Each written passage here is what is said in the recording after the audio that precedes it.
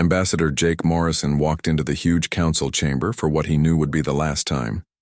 The room was bigger than a football stadium and filled with strange alien creatures from across the galaxy. Floating jellyfish-like beings, pulsed with bright colors. Bug-like creatures clicked and buzzed in their seats. Tall, ghostly figures in white robes watched everything with cold eyes.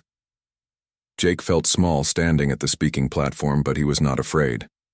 He had been Earth's voice in this place for 5 years, and he was tired of being treated like a child. The human request for mining rights in the Outer Rim systems is denied, announced Counselor Vexathera. She was one of the ghost-like Altarians, and her voice sounded like music, but Jake heard the coldness in it.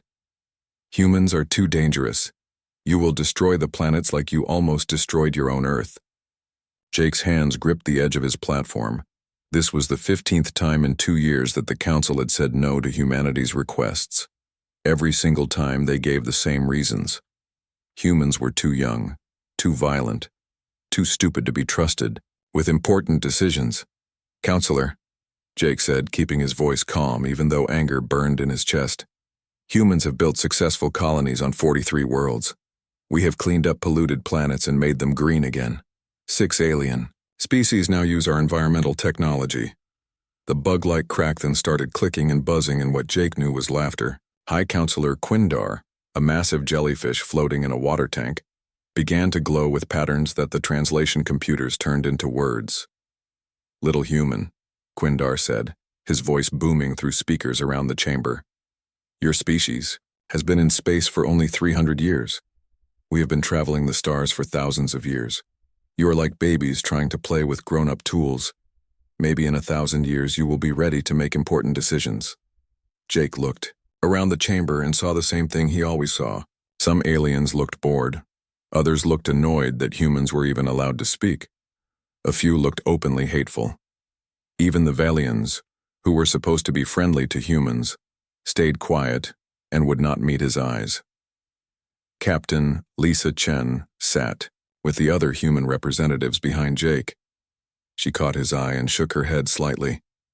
Lisa had commanded the human fleet that saved the Balerian star system from a deadly asteroid just 6 months ago. Millions of Balerian lives had been saved because of her quick thinking and brave actions.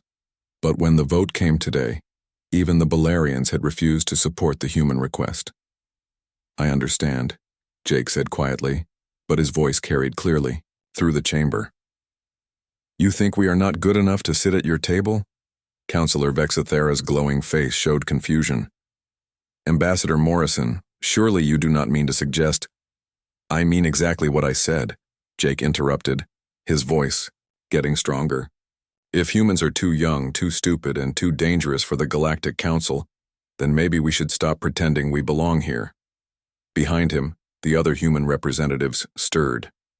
Dr. Sam Rodriguez, the science advisor, looked shocked. Commander Tony Blake, the military representative, smiled grimly like he had been waiting for this moment. Captain Chen just nodded once, as if she had known this day would come. "The United Earth Federation officially quits the Galactic Council. Starting right now," Jake announced. The chamber exploded into chaos as aliens started shouting, clicking and buzzing all at once. "We will keep our current trade deals until they end naturally, but we will not ask for permission from people who think we are children." Jake turned and walked toward the exit, the other humans following him. Behind them, the alien voices grew, louder and angrier. "This is foolish, humans," Quindar's voice boomed over the noise. "Without the council to guide you, your species will destroy itself in less than 100 years. Jake stopped at the door and turned back one last time. "We have been destroying ourselves for thousands of years, Counselor. The difference is we always get back up and keep fighting." Then he walked out, and the doors closed behind the human delegation with a final echoing clang. 3 days later, the message went out to every human ship, space station, and colony in the galaxy. President Helen Davis appeared on screens everywhere, standing in the famous White House press room on Earth. "My fellow humans," she began, her voice strong and clear. "Today we start a new chapter in our story. We have walked away from a council that never really wanted us, and now we will make our own way among the stars. To our real friends in the galaxy, our doors are still open." To those who are celebrating that we left, good luck. You are going to need it more than you know. The message ended, and across human space people felt something they had not felt in years. Relief. Freedom. For the first time since joining the galactic community, humans did not have to ask permission or beg for respect. They were finally free to be themselves. Back in the council chamber, Councillor Vexthara turned to her fellow council members with a satisfied smile. Finally, we can focus on important work without having to deal with human problems. Hi, Councillor Quindar glowed with happy colors. Yes, the galaxy will be much more peaceful without their chaos and violence. But neither of them noticed the small warning light that had started blinking on the chamber's environmental control panel.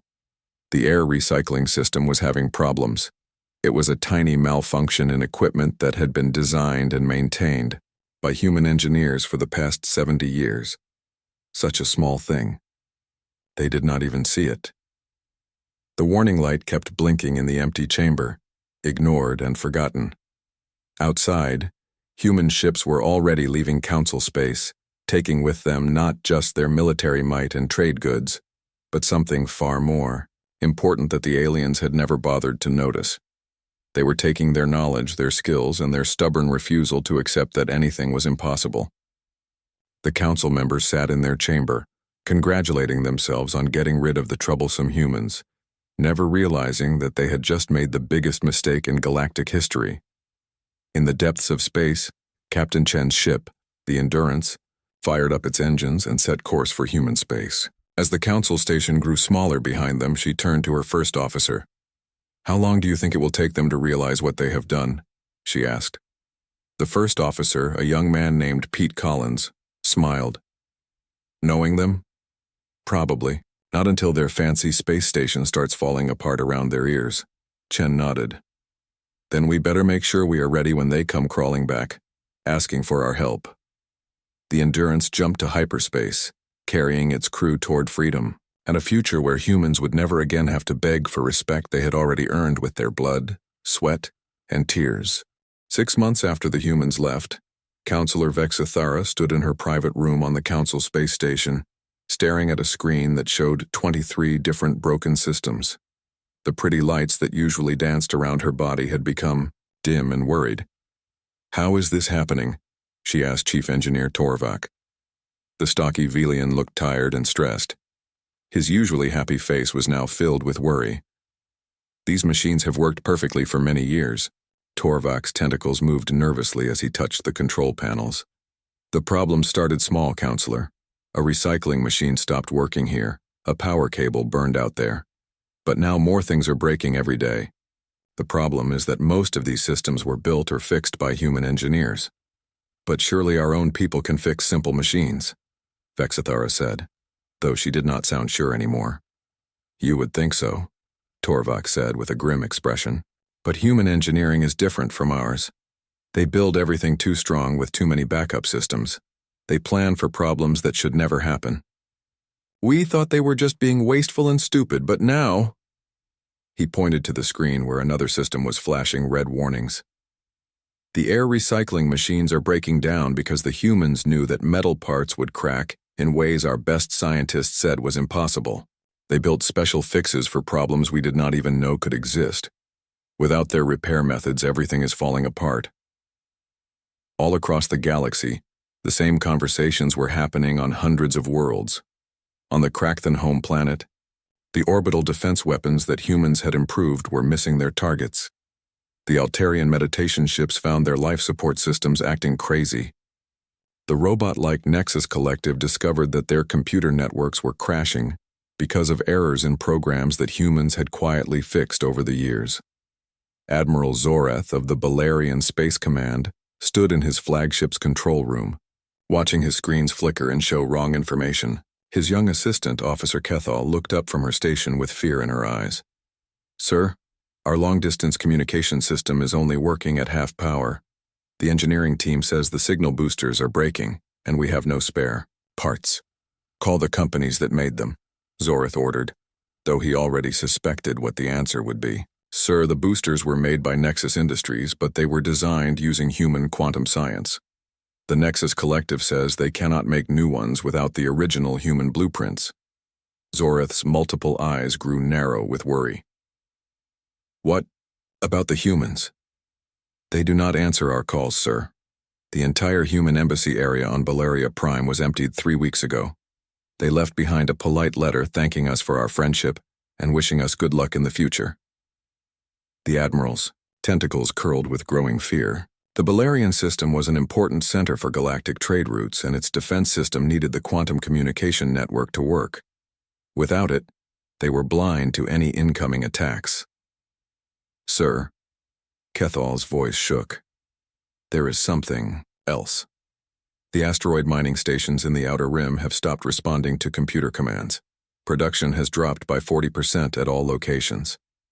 Zoreth did not need to ask who had designed those computer systems. Meanwhile, in the ESO, shining towers of New Geneva on Earth, Director Steve Walsh was reading reports from across human space. He felt both happy and worried at the same time. The movement of humans out of Council territory had gone very well, with most human families successfully moved to independent worlds within 6 months. How are our former friends doing? He asked. His assistant, Maria Santos, as she put a pile of intelligence reports on his desk. Maria kept her face blank and professional. About as badly as we expected, sir. The Zephyrians are having crop failures on their farm worlds because the soil improvement technology was designed by humans. The Krakathan military is working poorly because their battle software was combined with human war analysis programs, and the Council station itself is having system failures everywhere. Any requests for help? 17 official requests through neutral parties, sir, all rejected following Protocol 7. Protocol 7 was humanity's new policy of complete separation. No help, no trade, no talking with Council species until they officially admitted that their treatment of humans had been wrong and unfair. It was a hard policy, but President Davis had been clear. Humanity would not come back to beg for respect. What about the non-Council species? Walsh asked. The Free Traders Union wants to continue working with us, and the Independent Worlds Alliance wants to expand our mutual defense agreements. The Kelvoran Republic has offered to share their archaeological discoveries in exchange for our planet-shaping skills. Walsh nodded. Humanity had real friends in the galaxy, and those friends were now getting the benefits of being loyal. Approve the partnerships. Make it clear that we respect those who respected us. Across the galaxy, the message was becoming obvious. The young, stupid, dangerous humans had been essential to galactic civilization in ways that nobody had bothered to notice.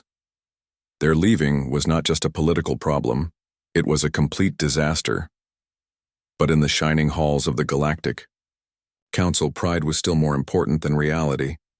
High Counselor Quindar told his fellow Council members that these were just temporary problems that would be solved once proper engineering teams could replace the crude human systems with better, more elegant solutions. We ran the galaxy for thousands of years before the humans came, he declared during an emergency meeting. We will run it long after they are forgotten. The irony was perfect when the chamber's life support system chose that exact moment to beep with a warning, showing that the air mixture was wrong. The sound echoed through the chamber like a funeral bell, but none of the assembled aliens seemed to understand what it meant. Outside the station, a small maintenance robot floated through space, abandoned by its human operator months ago. Inside, the station, diagnostic equipment that had kept everything running smoothly for decades, was slowly shutting down, one system at a time. On distant human worlds, Captain Lisa Chen stood on the bridge of her new ship, the Liberty, watching reports come in from across the galaxy. Her communications officer, Lieutenant Dan Murphy, looked up from his station with a mixture of amazement and satisfaction. Captain, we are getting more and more reports of system failures throughout Council space. Their infrastructure is collapsing, faster than our worst-case projections. Chen nodded grimly. Any word from Council leadership? Nothing official, but our intelligence sources report increasing panic behind closed doors. Several Council members have tried to contact human colonies through back channels, but all requests have been denied under Protocol 7. Good, Chen said firmly. Maybe now they will understand that respect is not something you give when It is convenient. It is something you earn and maintain through your actions. The silence from human space was becoming louder than any words could ever be. And in that silence, the galaxy was finally beginning to understand what they had truly lost. The crisis started in the Sigma Draconis star system, with what should have been a routine check of the old star. The Altarian science ship, Harmony of Thought, had been watching the system's dying star for dangerous solar flares, when their instruments found something terrifying. The star's core was shaking itself apart in a way that could destroy everything. Captain Velandra stood before the emergency meeting of the Galactic Council, her usual calm completely gone. Fear filled her musical voice as she spoke to the assembled aliens. "The star is killing itself faster than our computers predicted," she reported, data streaming across the main screen showing the disaster unfolding. "If this continues, the star will explode in 18 months. The blast will kill everyone in 7 star systems and destroy hyperspace travel routes across 3 sectors of the galaxy." High Counselor Quindar's glowing patterns flickered nervously. "Surely our scientists can find a way to stop this. We have the combined knowledge of 47 different species." "We have tried everything," Velandra interrupted, breaking protocol, in a way that shocked everyone in the chamber. "We have asked every star scientist, every physics expert, every specialist in stellar mechanics across all council space. The math is clear. We cannot stop this disaster with anything we have." Counselor Vexithara leaned forward in her speaking area. "What do you suggest, Captain?" The answer came from Dr. Kindara, the robot-like representative of the Nexus Collective. The mechanical being's voice carried unusual worry as it spoke. "Our databases show one possible solution, a research paper published 14 years ago in the Journal of Applied Stellar Physics. It was called Quantum Resonance Dampening Through Controlled Gravitational Manipulation. The theory says that carefully controlled gravity fields could stop the star from shaking itself apart before it explodes." The chamber went completely silent. Finally, Quindar glowed with hopeful colors. "Excellent. Contact the author immediately and ask them to help us." The author was Dr. Amy Patterson, of the Terran Institute of Stellar Sciences. Kindara continued, its mechanical voice somehow showing regret. "The paper was written with Dr. Carl Henderson and Dr. Lisa Park, also humans. Their work has been quoted in over 300 other papers, but no other species has ever been able to make their experiments work." The silence became heavy and frightening. Vexithara was the first to speak. "Contact the humans. Surely they will not let millions of innocent people die because of political arguments." But the humans did not answer. Every message sent to human space got back polite automatic replies saying that the United Earth Federation was not currently accepting communications from Galactic Council members or anyone working for them. Days passed, then weeks, as the star continued to shake itself toward explosion. Desperate council members tried every possible way to reach the humans. The Free Traders Union politely refused to carry messages. The Independent Worlds Alliance suggested the council might want to think about their past mistakes. The Kelvoran Republic bluntly said they had warned this would happen. Meanwhile, across council space, the infrastructure breakdowns that had started as small problems were turning into major disasters. The Krakthen found that their planet-wide communication networks were failing, because the security codes had been designed by human computer experts. The Zephyrian farm colonies were seeing massive crop deaths as their soil improvement systems broke down without human-designed repair programs. Most frightening of all, the Council's own military was operating at less than 40% strength. Admiral Kreshta of the Balerian fleet wrote a secret report that painted a terrible picture. Without human battle software, human-designed weapons, and human-trained engineers, the Council's military was basically helpless. "We have been so worried about human aggression that we failed to notice how good they were at everything," the report said. "They did not conquer us with force. They made themselves necessary by being excellent at what they do." It was Dr. Kindara who finally spoke the truth that everyone was starting to understand. Standing before an emergency meeting of the Science Council, the mechanical being presented a complete analysis that destroyed decades of comfortable lies. "The facts cannot be argued with," Kindara reported. "In 14 major technology areas, Human improvements have been built into 73% of all council infrastructure. Their contributions to scientific discovery account for 41% of all major breakthroughs in the past century. Their engineering solutions have prevented 12 major disasters and 47 smaller ones. The presentation continued, with brutal honesty, showing exactly how much human knowledge had become part of galactic civilization. Transportation networks that needed human-designed engines, communication systems that used human security methods, medical advances that had made people live longer across dozens of species, farming techniques that had ended hunger on 17 worlds. We called them a primitive species, Kindara concluded, while they quietly became the technological foundation of our civilization. High Counselor Quindar's patterns had turned deep blue, the color that meant he was very upset. How did we not see this? Because we were not looking, came a new voice from the chamber entrance. Torvak, the tired Velian engineer, stood in the doorway with his tentacles hanging low from exhaustion. I have spent the last 6 months trying to keep critical systems working across this station. Every day, something new breaks. Every day, I find another human innovation that we took for granted. He walked to the center of the chamber, his usually happy personality replaced by grim anger. Do you want to know why the air recycling systems are failing? Because humans planned for tiny cracks in the crystal matrix that our best scientists said could never happen. Do you want to know why the power systems are unstable? Because human engineers built quantum fluctuation compensators that we did not even know existed. Torvak's voice got louder, carrying years of frustration. We called them crude, barbaric, and stupid, but they were the only species that planned for things to go wrong. They were the only ones who assumed that perfect solutions would fail and built backups for their backups. They were the only ones who understood that the universe is not a friendly place that gives us what we want. It is a hostile environment that must be beaten through cleverness and determination. The chamber stayed quiet as everyone realized what this meant. Finally, Counselor Vexithera spoke in a whisper. What do we do now? The answer came from an unexpected source. Ambassador Theknor of the Kelvoran Republic, who had been watching the proceedings as a non-council member, stepped forward with the attitude of someone who had been waiting for this moment. You swallow your pride and beg them to save you, he said bluntly. The humans I know are not cruel, but they are proud. You spent centuries treating them like stupid children. Now you must prove that you understand they are your equals, or maybe even better than you.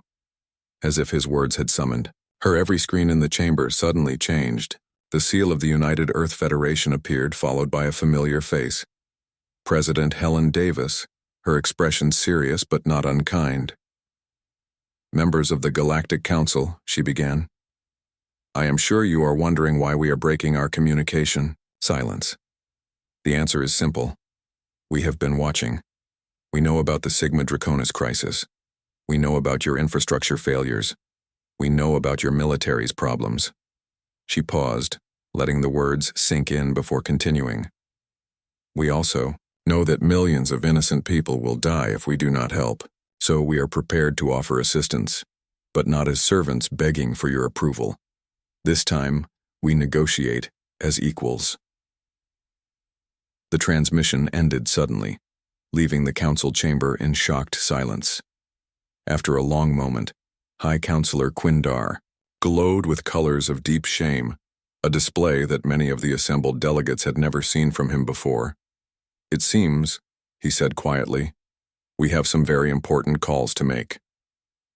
3 weeks later, the most important meeting in galactic history took place on Harmony Station, a neutral space platform built by the Kelvoran Republic. The station floated near a small moon in empty space, its rooms designed to house many different alien species safely. President Helen Davis stood at the head of the human team, with Admiral John Carter of the Earth Defense Force and Dr. Patricia Williams, the Federation's top scientist, beside her. Across from them sat the entire Galactic Council leadership, beings who had once looked down on humanity, now forced to meet them as equals for the first time. The talks had been going on for 6 days, and everyone looked tired and stressed. High Counselor Quindar's usual bright, confident glow had faded to nervous flickers, while Counselor Vexithara's crystal-like features seemed to have lost their beautiful shine. Let me make sure I understand what you are offering, President Oy. Davis said, her voice calm but firm. You want our help stopping the Sigma Draconis star from exploding, our assistance fixing your broken infrastructure, and our return to active galactic trade. In exchange, you offer us... What exactly? Counselor Vexthera shifted uncomfortably in her seat. Full recognition of humanity as a complete member species with voting rights equal to your population and economic contribution. Which is what we should have had from the very beginning, Admiral Carter said angrily, his weathered face showing years of barely contained frustration. What you are offering is what we already earned through our hard work and sacrifice. Admiral, Dr. Williams put a calming hand on his arm. Let us focus on the future, not the past. But President Davis shook her head. No, Patricia. The past is important because it tells us what will happen in the future. For 70 years, humanity helped galactic civilization while being treated like stupid children. We saved the Balarian system from deadly asteroids and got lectured about being too violent. We cured the Crackton plague and were told we were too young to understand what our own discovery meant. We prevented the Zephyrian farming disaster and were scolded about the dangers of human interference. High Counselor Quindar's patterns shifted to deep blue, the color that meant he felt deep shame. President Davis, we admit that mistakes were made. Mistakes? Dr. Williams's usually polite manner cracked with anger. Counselor, my colleague Dr. Henderson spent 15 years developing the star resonance theory that could save Sigma Draconis. When he presented his early findings to the Council Science Division, he was told that human theories were interesting but not sophisticated enough. Now you want that same theory to save 7 star systems and billions of lives. The room became completely quiet except for the soft hum of the station's life support systems. Systems that, ironically, had been improved with human-designed parts just 2 years earlier. Ambassador Theknor of the Kelvoran Republic, who was serving as mediator, cleared his throat. Perhaps we should discuss specific terms. President Davis, what would humanity need to provide help with the immediate crises? Davis looked at her team, seeing the mix of anger, frustration, and hope in their faces. These were people who had spent their lives building friendships between species, only to have those friendships dismissed as worthless by the galactic community. First, she said, official admission that humanity's contributions to galactic civilization have been systematically undervalued and dismissed. Not vague words about mistakes. A specific confession that the Council's treatment of our species was based on prejudice, not fair judgment. Quindar's patterns flickered with distress, but he nodded slowly. This can be done. Second, complete restructuring of the Council's decision-making process to prevent any species from being systematically excluded or treated unfairly. We propose a merit-based system where influence is determined by contribution, not age or perceived wisdom. This caused excited murmuring among the alien delegates. Counselor Vexithera leaned forward. You would completely change the galactic government? We would make it fair, Admiral Carter replied bluntly. The current system is ruled by old species who think age equals wisdom and tradition equals competence. Third, President Davis continued, immediate end to all restrictions on human expansion and resource use. Humanity will govern itself and its colonies without Council interference. And fourth, Dr. Williams added, full access to all Council scientific databases and research files. No more keeping human scientists away from advanced research because we are supposedly too primitive to understand it. The silence went on for several minutes. Finally, Quindar spoke, his glowing patterns now a steady, defeated amber color. These terms, they would fundamentally change the balance of galactic civilization. Yes, they would, President Davis agreed. They would make it a civilization based on merit and contribution rather than prejudice and ancient privilege. The question is whether you value the lives of the people in Sigma Draconis more than you value your wounded pride. The negotiations continued for 3 more days with heated arguments over details and implications. But the basic reality could not be ignored. The Council needed humanity more than humanity needed the Council. Every hour that passed brought the star explosion closer to the point of no return, while across council space, infrastructure failures were getting worse. The breakthrough came when Dr. Kindara of the Nexus Collective presented an updated analysis of how much galactic civilization depended on human innovation. The robot being's report was devastating in its accuracy. Current projections show complete societal collapse within 18 months if human contributions are not restored, Kindara concluded. We are not negotiating from a position of strength. We are negotiating for our survival. That evening, as the negotiations took a break, Admiral Carter found himself in the station's observation room with Torvak, the Velian engineer who had become an unlikely supporter of humanity's position. You know, Torvak said, his tentacles wrapped around a glass of Earth whiskey, I always wondered why human ships never seemed to break down. We thought it was because you overbuilt everything, made machines that were too strong for their own good. And now, Carter asked, now I realize that you built things to work in the real universe, not the perfect one. While we were designing elegant solutions that worked perfectly under ideal conditions, you were designing ugly solutions that worked perfectly under terrible conditions. Carter raised his own glass. 2 ugly solutions that work. 2 ugly solutions that work, Torvak agreed. The final agreement was signed 3 days later. The Treaty of Harmony Station, as history would remember it, completely changed galactic civilization. Humanity was granted full council membership with influence equal to their contributions. The merit-based system was put in place gradually, with protections for smaller species to prevent them from being overwhelmed. Most importantly, Dr. Patricia Williams and her team were given complete authority to handle the Sigma Draconis crisis. Within 6 months, their gravitational resonance dampers had successfully stopped the star's collapse, saving 7 star systems and 37 billion lives. But perhaps the most important change was in how people thought. The galaxy's species began to approach problems differently, asking not, what is the most elegant solution, but what is the solution that will work when everything goes wrong? President Davis stood once more in the Galactic Council chambers, but this time she was there by right, not by permission. The chamber itself had been rebuilt with human-designed safety systems, human-engineered life support, and human-planned backup systems. Members of the council, she began, addressing beings who now looked at humanity with respect rather than contempt. We have much work to do. The galaxy is a dangerous place full of hostile forces and unpredictable events. But if we work together, as true equals, there is no challenge we cannot overcome. High Counselor Quindar's patterns had shifted to warm gold, the Altarian way of showing genuine respect. President Davis speaks the truth. We have learned that wisdom is not only found in the ancient, but in those who face reality with courage and cleverness. In the months that followed, galactic civilization entered a new golden age.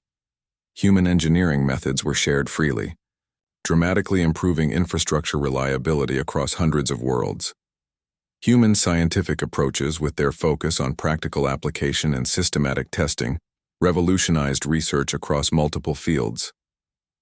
The Krakthan adopted human-style backup planning, finally ending the periodic civil wars that had destroyed their society for thousands of years.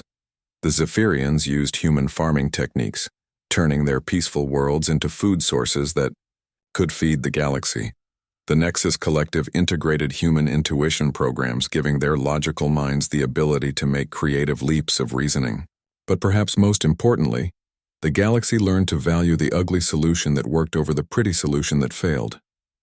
They learned that true sophistication was not about having all the answers. It was about being prepared when the answers turned out to be wrong. And in the depths of space, human ships continued their eternal journeys, their crews secure in the knowledge that somewhere, in some unimaginable situation, their overbuilt, redundant, ugly but functional systems would keep them alive when elegant solutions would have failed. After